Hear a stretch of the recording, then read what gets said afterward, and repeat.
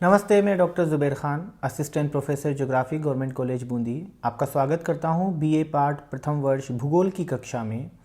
इस कक्षा में हम भूगोल के द्वितीय प्रश्न पत्र पर्यावरण भूगोल का अध्ययन करते हैं। यह हवा से ज़मीन में पहुंच जाता है। जब कभी भी ये रेडियोधर्मी पदार्थ है ट्रिटियम, ये क्या होता है, हवा से धीरे धीरे धरातल पर आ जाता है और ज़मीन में पहुंच जाता है। ये प्रक्रिया वर्षा के दिनों में ज़्यादा होती है। वर्षा के दिनों में क्यों ज़्यादा होती है? क्योंकि ये वायु द्वारा वायु में विलगित अवस्था में रहता है। वायुमंडल में ये एरोसोल्स के रूप में अर्थात धूलिकणों के रूप में पाया जाता है। जब कभी भी वर्षा होती है तो वर्षा जल के साथ, बूंदों के साथ ये धरातल पर पहुंच जाता है। ये रेडियोधर्मी पदार्थ जमीन से भूजल तथा फसलों के माध्यम से खाद्य पदार्थों में पहुंच जाता है। जब ये जमीन पर पहुंच गया तो जमीन में भूजल के माध्यम से या मृदा के माध्यम से ये खाद्य फसलों में, पेड़ पौधों में आदि में पहुंच जाता है और यहाँ से ये खाद्य पदार्थ के माध्यम से विभिन्न जीवधारियों के शरीर में पहुंच जाता है। इसके पश्चात खाद्यान्नों के माध्यम से ये जानवरों और मनुष्यों के शरीर में पहुंच जाता है। परमाणु भट्टियों के आसपास के क्षेत्र में ये प्रक्रिया अदृश्य रूप से जारी रहती है। अब क्या होता है, जहाँ कहीं भी परमाणु संयंत्र पाए जाते हैं, परमाणु भट्टियाँ होती है, वहाँ पे परमाणु ईंधन को जलाया जाता है। ईंधन को जलाने के पश्चात आसपास से ये ईंधन थोड़ी थोड़ी मात्रा में रिसता रहता है और रिसने के पश्चात ये वायु से ज़मीन में पहुंचता है और ज़मीन से जैसा कि फसलों में और फसलों से विभिन्न जीव जंतुओं के शरीर में पहुंच जाता है। तो ये प्रक्रिया परमाणु संयंत्रों के आसपास में अदृश्य रूप से लगातार जारी रहती है, जिसके परिणाम उनके आसपास पर निवासित जनसंख्या पर और जीवधारियों पर बड़े रूप से देखे गए हैं। नाभिकीय प्रदूषण को रोकने के उपाय। अब नाभिकीय प्रदूषण फैल चुका है, पर इसको रोकने के क्या प्रमुख उपाय हो सकते हैं, उनको देखते हैं। यद्यपि विकिरण के प्राकृतिक स्रोत पर तो हमारा कोई नियंत्रण नहीं है। जैसा कि हमने इस अध्याय की शुरुआत में पढ़ा कि पृथ्वी पर संपूर्ण जैविक व्यवस्था का निर्माण प्राकृतिक नाभिकीय विकिरणों के साथ हुआ है, प्राकृतिक रेडियोधर्मिता के साथ हुआ है। इस कारण हमारा इस प्राकृतिक जो विकिरण हम देख रहे हैं उस पर हमारा कोई नियंत्रण नहीं है, पर हम इस चीज़ को अच्छे से जानते हैं। जो ये प्राकृतिक रेडियोधर्मिता है, इसके साथ प्रकृति ने अपना एक सामंजस्य स्थापित किया हुआ है। ये प्राकृतिक रेडियोधर्मिता हमारे लिए उतनी घातक न थी और न है, किंतु कृत्रिम स्रोतों से उत्पन्न प्रदूषण के स्तर को कम करने के लिए व्यक्तिगत, सामूहिक, सामाजिक, राजनीतिक, राष्ट्रीय एवं अंतर्राष्ट्रीय स्तर पर गंभीर प्रयत्न किए जाने चाहिए। अब दूसरी बात आती है, जब कभी भी हमने रेडियोधर्मी प्रदूषण की बात की तो खास तौर से रेडियोधर्मी प्रदूषण जब हम देखते हैं तो 1935 के पश्चात जब मानव ने अपनी विभिन्न गतिविधियों में, अपनी क्रियाओं में इन रेडियोधर्मी पदार्थों का प्रयोग करना शुरू किया, तब से रेडियोधर्मी प्रदूषण हमारे सामने आया। इस पर हम रोक लगा सकते हैं क्योंकि इसको उत्पन्न भी हमने किया है। तो इसको रोक लगाने के लिए हमें व्यक्तिगत रूप से, सामूहिक रूप से, सामाजिक रूप से, राजनीतिक स्तर पर, राष्ट्रीय व अंतर्राष्ट्रीय स्तर पर गंभीर प्रयत्न किए जाने चाहिए ताकि हम अपनी संपूर्ण व्यवस्था को बचा सकें, हमारे वातावरण को बचा सकें, विभिन्न जीव जंतुओं को बचा सकें, हमारी जैव विविधता को बचाया जा सके। नाभिकीय ऊर्जा प्राप्ति के प्रारंभिक दिनों से ही नाभिकीय अपशिष्ट राख का सुरक्षित विसर्जन वैज्ञानिकों के लिए एवं तकनीकी विदों के समक्ष एक चुनौतीपूर्ण समस्या रहा है। अब हम बात करते हैं नाभिकीय ऊर्जा का।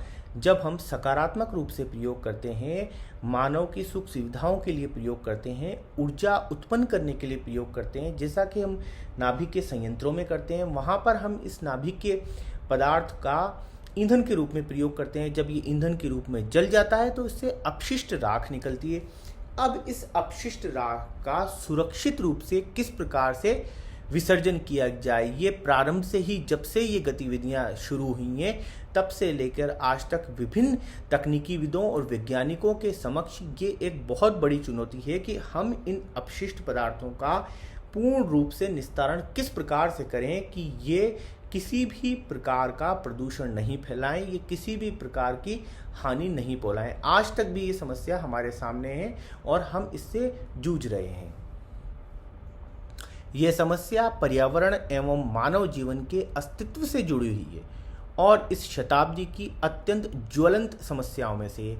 ये कोई छोटी मोटी समस्या नहीं है, ये एक बहुत बड़ी समस्या है। ये पर्यावरण तथा मानव जीवन के अस्तित्व से जुड़ी हुई समस्या है और इस शताब्दी की अत्यंत ज्वलंत और सबसे बड़ी समस्याओं में से एक है।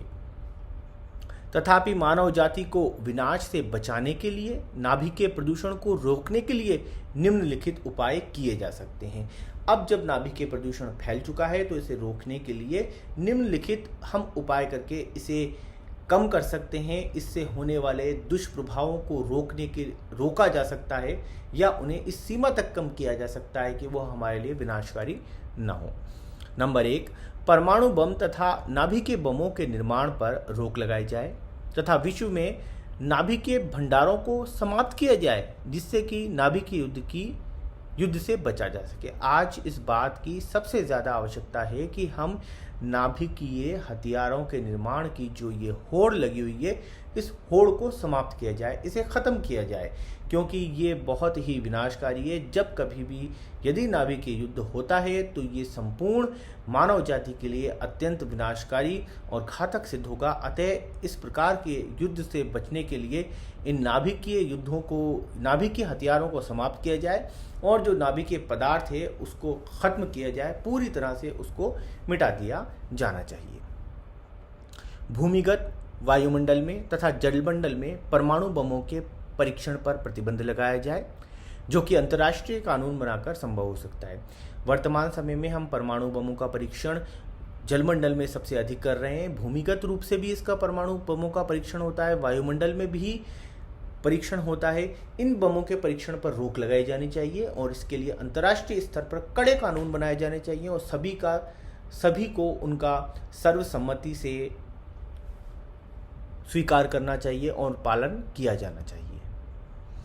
परमाणु बिजलीघरों से उत्पन्न कचरे का विसर्जन किया जाए तथा कचरे को ऐसे क्षेत्रों में दफनाया जाए जहां से रेडियोधर्मी विकिरणों द्वारा जीव जंतुओं, वनस्पतियों तथा मानव जाति को हानि ना हो सके। अब क्या होता है परमाणु बिजलीघरों में, जैसा कि हमें पता है वहाँ पे परमाणु पदार्थों को ईंधन के रूप में प्रयोग किया जाता है, तो वहाँ से जो कचरा निकलता है, राख के रूप में निकलता है या अन्य अपशिष्ट पदार्थों के रूप में निकलता है, उन्हें ऐसे क्षेत्रों में दफनाया जाना चाहिए, अर्थात गाड़ा जाना चाहिए जहाँ से रेडियोधर्मी विकिरणों के उत्सर्जन की बहुत कम संभावना हो और जीवधारियों, वनस्पतियों तथा मानव जाति के लिए वो हानिकारक ना हो। कम घातक रेडियो सक्रिय अपशिष्टों का विसर्जन तथा उच्च स्तरीय द्रव अवस्था के कचरे को गंधक और पिच के साथ संयुक्त कर ठोस बनाकर सीमेंट मिलाकर जैव चक्र से पृथक करके स्टील के ड्रमों में सुरक्षित अपशिष्टों का संग्रहालयों में विसर्जित किया जा सकता है। अब क्या होता है कि जो रेडियो एक्टिव पदार्थ हैं जो कि कम घातक हैं, उनको उच्च स्तरीय द्रव अवस्था के कचरे को गंधक, पिच, ये विभिन्न प्रकार के पदार्थ हैं, उनमें मिक्स करके सीमेंट में मिलाकर जो संपूर्ण जैव चक्र से अलग किया जाए और फिर उसे स्टील की ड्रमों में भरकर संग्रहालयों में रख दिया जाए, जहां पर भी इस कचरे को संपूर्ण मानव जाति से, जीवधारियों से या वातावरण में फैलने से बचाया जा सकता है। ये संग्रहालय समुद्र की अतल गहराइयों में, गहरी खानों के मध्य संधियों में तथा गहरे ड्रिल किए गए गड्ढों में सील करके नाभिकीय अपशिष्टों को स्थायी विसर्जन के विकल्प के रूप में अपनाया जा सकता है। अब इस प्रकार के संग्रहालय कहाँ पे होने चाहिए? ये समुद्र की गहराइयों में हो सकते हैं, बहुत ज़्यादा नीचे गहराइयों में, गहरी खानों के बीच में जो स्थित दरारें होती हैं, संधियाँ होती हैं, वहाँ पे इन्हें रखा जा सकता है, या भूमि में बहुत गहरे गड्ढे खोदकर इस प्रकार के ड्रमों को वहाँ पर उतारा जा सकता है, जिससे कि भूमि पर रहने वाले जीवधारियों के लिए ये खतरनाक नहीं हो सके।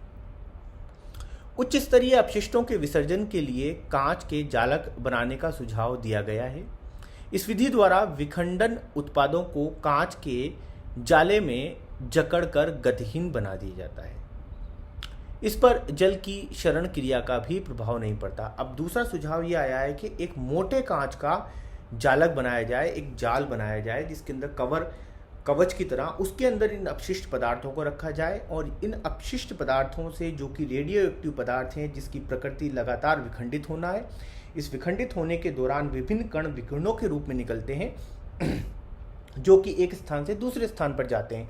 अर्थात उस बॉक्स के अंदर, उस कांच के डब्बे के अंदर इन पदार्थों को बंद कर दिया जाए, जिससे इनकी विखंडन को तो हम नहीं रोक सकते, पर उनसे निकलने वाले कणों को हम गतिहीन बनाकर केवल उसके अंदर बंद कर सकते हैं, जिससे कि ये हमारे लिए हानिकारक नहीं होंगे। भारत में परमाणु ऊर्जा का प्रारंभ। भारत में नाभिकीय ऊर्जा के जनक डॉक्टर होमी जहांगीर भाभा थे। स्वतंत्रता के तत्काल बाद तत्कालीन प्रधानमंत्री पंडित नेहरू ने राष्ट्रीय विकास में नाभिकीय ऊर्जा के महत्व को अनुभव किया तथा आणविक शक्ति से सृजनात्मक उपयोग को भारत जैसे देश के लिए आवश्यक माना। भारत जैसे देश में होमी जहांगीर भाभा जो वैज्ञानिक थे, उन्हें नाभिकीय ऊर्जा का जनक माना जाता है और भारत की आज़ादी के साथ ही भारत की ऊर्जा आवश्यकताओं की पूर्ति के लिए आणविक ऊर्जा को एक अच्छे स्रोत के रूप में अपनाया गया। इस दिशा में सर्वप्रथम 1948 में डॉक्टर भाभा की अध्यक्षता में परमाणु ऊर्जा आयोग का गठन भी किया गया। भारत में सर्वप्रथम 10 जनवरी 1970 को तारा पर परमाणु बिजली घर से ऊर्जा उत्पादन प्रारंभ हुआ। साथ ही 18 मई 1974 को राजस्थान में बाड़मेर जिले के पोखरण क्षेत्र में 900 मीटर की गहराई पर सफल भूमिगत परीक्षण भी किया गया।